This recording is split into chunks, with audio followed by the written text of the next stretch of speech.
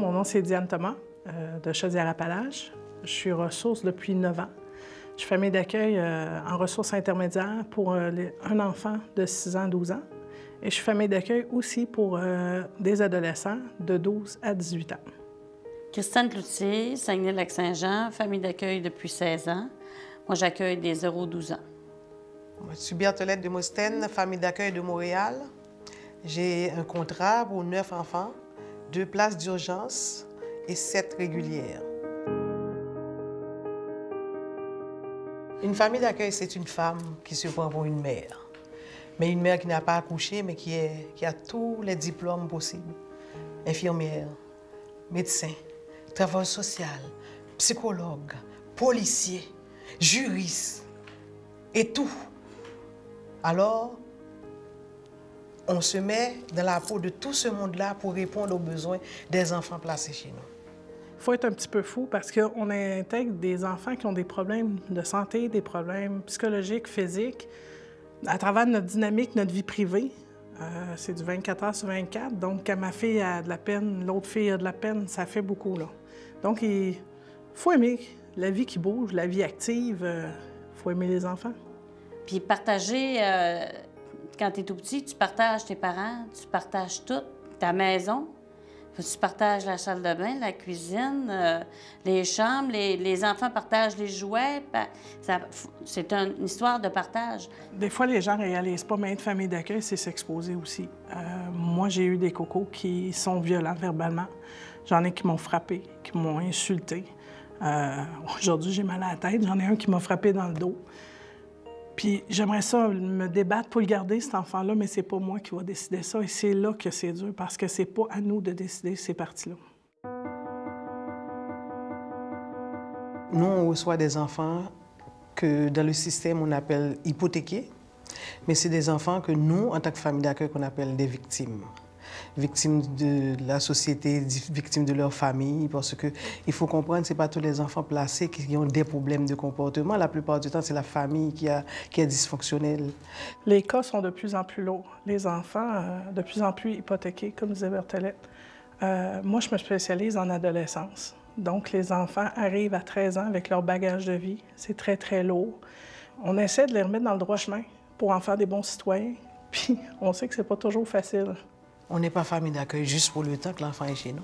Non, non. On est famille d'accueil pour toujours. C'est la personne significative dans la vie de ces enfants-là. Ça retourne. Moi, j'en ai qui sont au cégep, qui ont des devoirs à faire. Je peux venir pour que tu puisses m'aider à faire le devoir. Je peux venir pour t'expliquer ce qui se passe avec mon chum. Même après 10, 15, 20 ans, là, ces enfants-là sont encore là. On ne peut pas leur dire « je ne veux plus rien savoir, le dossier est fermé ». Et c'est pour ça que moi, je dis, oui, il faut s'attacher. Oui, on s'attache. C'est impossible de ne pas s'attacher. C'est un travail qu'on fait avec le cœur.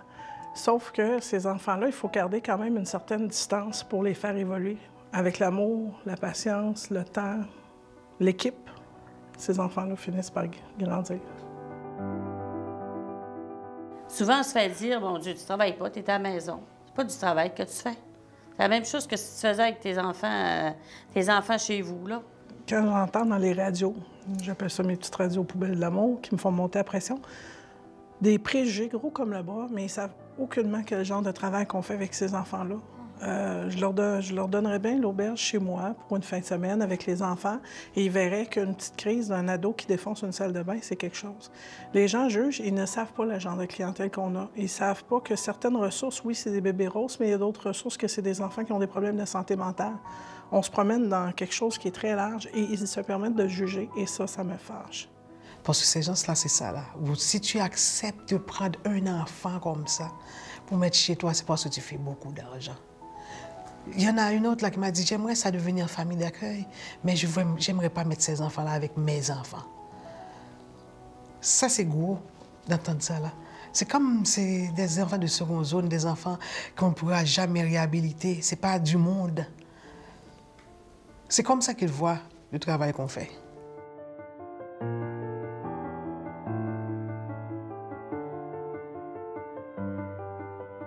Les personnes qui étaient au niveau de la fédération n'avaient même pas le droit de nous apporter l'information qui partait de là. Et quand la loi est arrivée, la personne qui nous représentait est arrivée avec la loi, elle m'a donné ça, elle a dit, Christiane, elle a dit, on comprend rien de ça. J'ai fait, OK, On va avoir une loi. Il y a une loi déposée. Puis la fédération n'est même pas capable de comprendre c'est quoi. On a un sérieux problème. Puis j'étais stupéfaite de voir qu'il gardait tout le contrôle de l'information, que c'était juste une personne qui représentait tout ça. Puis je me disais, il y a des côtés de droit qui vont être représentés. Les familles n'auront pas leurs droits, là. La madame, c'est pas une avocate, c'est pas une conseillère. Elle connaît pas ça, c'est pas un syndicat non plus. Fait que moi, quand j'ai ramené l'information, ce que j'avais pas le droit, selon leur dire, de ramener ça à mon bureau syndical, j'ai dit, wow, un instant, c'est un contrôle. J'ai dit, moi, ça fait 2 fois que je vais là et je suis sidérée de voir l'information que j'ai, le peu d'informations que j'ai. Et ça m'a choquée. Je me suis dit, il faut qu'on sorte de là parce qu'on va se faire planter avec cette loi-là si on reste dans ce milieu-là. Quand on est revenu de la fédération, notre conseil d'administration a décidé que non, il fallait regarder un plan B parce qu'il n'était pas outillé pour répondre à notre besoin. Donc, on a magasiné. On a appelé les autres centrales, pour ne pas les nommer, FTQ, CSN, tout ça. Puis, on a appelé aussi la CSD. Puis, c'est la seule centrale qui m'a rappelé. Les autres n'ont même pas daigné nous rappeler. J'ai été mis en contact avec un monsieur, Serge Tremblay, qui, le lendemain, est venu me rencontrer avec ma présidente. Et ça a été une rencontre vraiment... on est comme sortis du placard, c'est aussi drôle à dire que ça. Fait que le lendemain, on s'est réunis avec notre CA, on a passé la journée et il nous a appris des choses. C'est là qu'on a su notre histoire, qu'on ne savait même pas. On était tellement dans un milieu caché, dans un milieu... comme disait Christiane tantôt, chacun dans nos régions, chacun dans nos bébelles, qu'on ne savait pas ce qui se passait. M. Tremblay nous a tout expliqué le pourquoi du comment, les batailles historiques qu'ils ont faites, les recours en cours en 2003.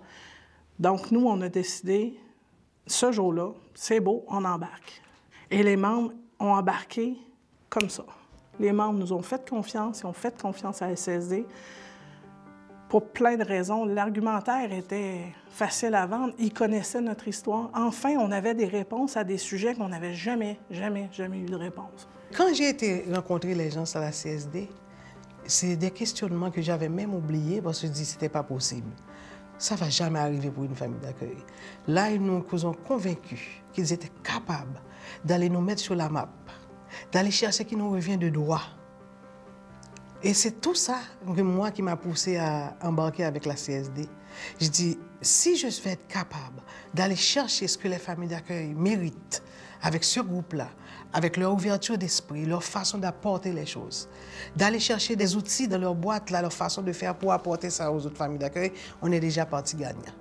On est accepté. On n'est pas juste des familles d'accueil. On est des membres de la CSD comme tous les autres. Avant la syndicalisation, on était tous chacun dans nos maisons. On avait peur de se faire fermer. C'est un climat de terreur, les familles d'accueil. Si on se plaignait aux intervenants, on avait peur. On disait, regarde, on ne le dira pas parce que sinon, on va se faire fermer. L'isolement, là, je pense que les établissements, le gouvernement voulait faire ça pour qu'on ne puisse pas se parler. Parce qu'autant qu'on n'est pas capable de se parler, autant qu'on va rester dans notre coin et ne pas savoir comment ça se passe ailleurs. Avec la CSD, on est regroupés, on se parle, on prend les mêmes initiatives et ça veut dire qu'on est en train d'uniformiser les choses. Et ce que j'ai découvert le plus, ce qui me choquait le plus, c'est qu'il y a des régions où il y avait bien des choses. Nous autres, le lait, il fallait quêter le lait. Il fallait demander au centre jeunesse, il fallait prouver qu'on avait acheté du lait pour les bébés qui étaient chez nous, comme si que le bébé ne buvait pas de lait. Pourtant, on a un contrat qui est pareil, qui est identique. Mais ça m'a vraiment enragée. Mais le fait être maintenant avec la CSD, puis avoir les services, puis d'être syndiqué, on va avoir la même chose. Il fallait qu'on forme une alliance parce que le ministère nous attend grand pas. Fait qu'on avait des choix à faire. Puis il fallait s'organiser pour que personne en sorte vraiment gagnant, mais que tout le monde en sorte confortable. C'est pas facile de dire que oui, il faut en venir à un consensus, il faut changer des choses, il faut... Mais on a grandi là-dedans, là. Moi, en tout cas, personnellement, j'ai fait tout qu'un pas de géant là-dedans, là. Mais c'est pas facile. Parce qu'on est tous des femmes de caractère. Et si on n'était pas des femmes de caractère, je pense qu'on ne serait pas là non plus. Si on ne veut pas de contrôle, il y a une question de proportion aussi. On ne veut pas que les plus grosses régions gèrent les plus petites. On ne veut pas que ce soit les grandes villes qui gèrent la campagne. On est là-dedans, là. Et on s'est dit, le meilleur moyen, c'est qu'à tour de rôle, on vienne à la présidence et chaque présidente prend son poste à cœur puis s'occupera de la région. Et ça, c'est vraiment démocratique. Ça n'a pas été quelque chose de facile, la négo, là. Contrairement à ce que les gens pensent, là, ça a été très dur pour la famille. Les gens n'ont pas pris conscience de toutes les démarches qu'on a faites, les journées qu'on a passées à l'extérieur, ce que ça demandait à nos familles, les sacrifices. On négociait et puis on voyait que ça ne bougeait pas. On voulait faire bouger les choses. On a décidé d'aller manifester à Québec devant le Parlement. Les régions, tout le monde était réuni. Les gens de la CSD qui nous appuyaient pour nous montrer quoi faire. Le RESA qui était avec nous à l'époque. On a apporté des toutous, on a fait des masses de toutous. Juste le fait de passer le message aux familles d'accueil. Apporter des toutous pour montrer les enfants qui sont chez nous, là. Si on commençait à mettre des toutous, là, on n'allait pas voir le Parlement. Ça, moi, c'est quelque chose qui m'avait donné une sorte de boost pour continuer avec la négociation. Je sais que on ne va rien chercher là, on n'allait pas pouvoir trouver le Premier ministre pour lui parler en face, mais il allait voir. Une famille d'accueil qui sort de son foyer pour aller manifester le samedi, c'est gros. Et c'est quelque chose de gros. Moi, j'étais tellement fière d'eux autres parce que la réponse a été à mes attentes. C'était tellement le fun de voir dans leurs yeux. Les slogans, ils les avaient appris, ils avaient emmené leur toutou. Il y avait les cuillères, leurs trucs à drec.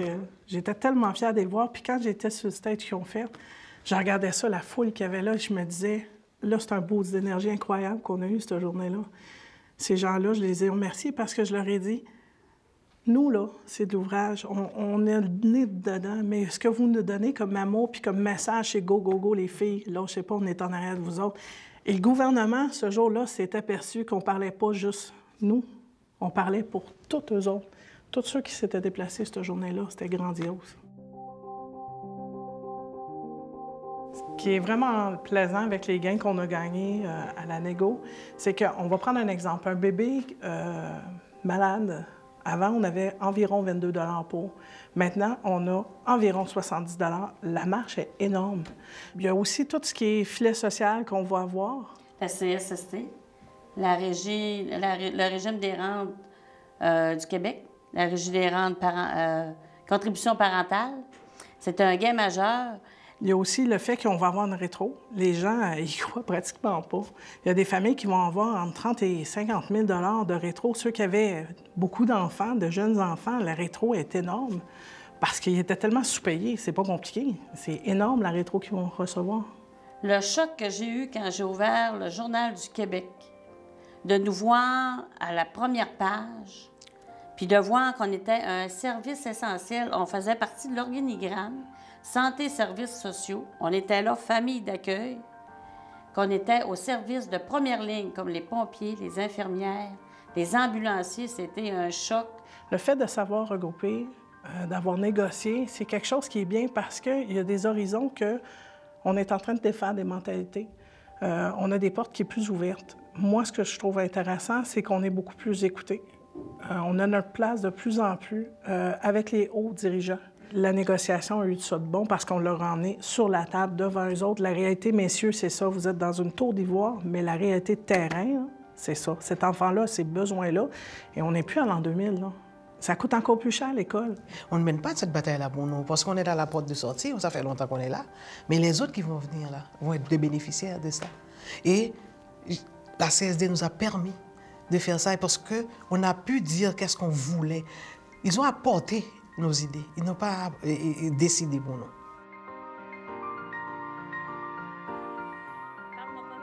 Ben moi, c'est simple. Je tombe en amour avec la CSD.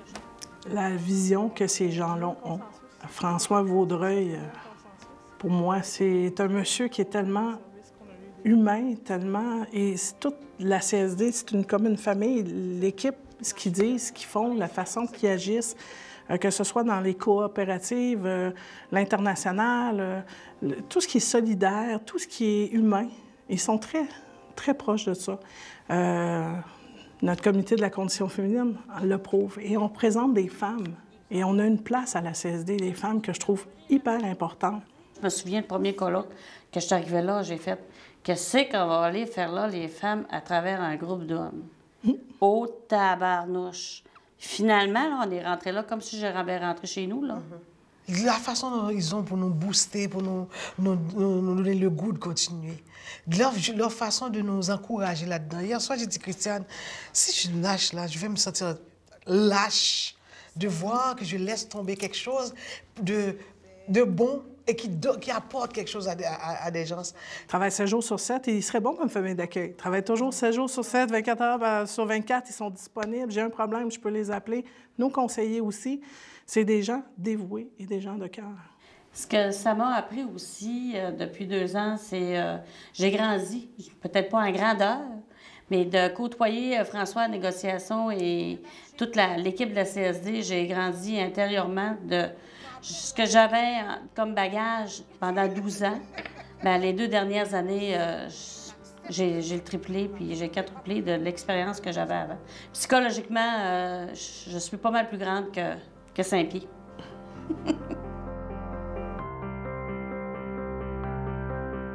Nous, ce que ça a changé, c'est dans la table de concertation, dans les comités. Ils ont mis des personnes...